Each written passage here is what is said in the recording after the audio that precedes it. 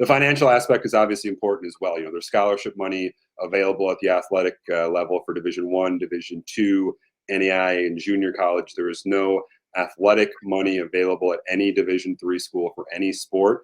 There are financial packages in terms of student loans and academic money that can be out there. But Kyle, for families who, college being so expensive these days, finding that right financial fit is really important as well. And there's a lot of different pieces, right? Schools cost a different amount. Not every college costs the same. Some cost 40 grand a year, some cost 6 grand a year. So finding that financial fit equally as important, especially these days for families when, again, college is so expensive.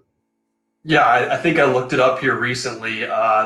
In-state schools, I think the average tuition is $25,000 a year. And for out-of-state schools, it's something closer to like $50,000 a year.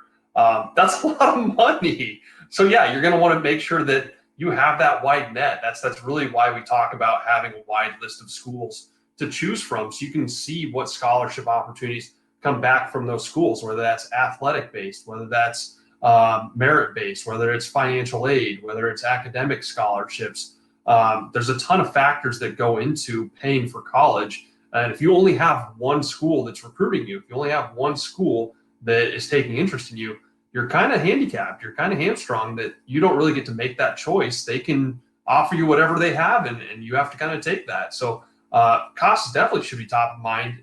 We can talk a little bit more about equivalency versus headcount sports, which go into athletic scholarships, and is a little bit more complicated, but it's definitely a factor, knowing that you don't want to be paying off your college education for the next 20, 30, 40, 50 years, knowing that probably people are going to forget about what school you went to 5 years after that when you're applying for jobs.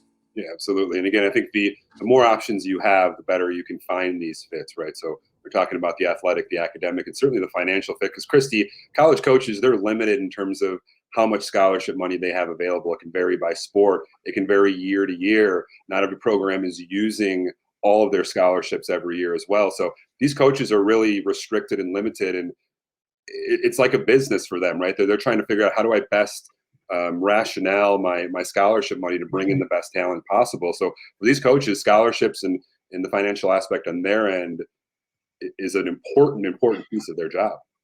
It was not fun from a coaching perspective. I'll have to say that first and foremost.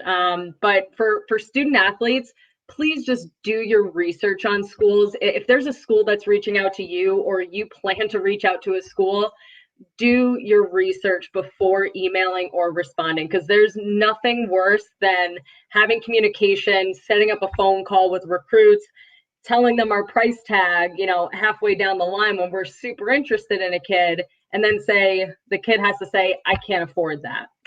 It's obviously, it's understandably so, right? Colleges are super expensive, but just be upfront, be honest, and just make sure you do your research before responding and reaching out to coaches.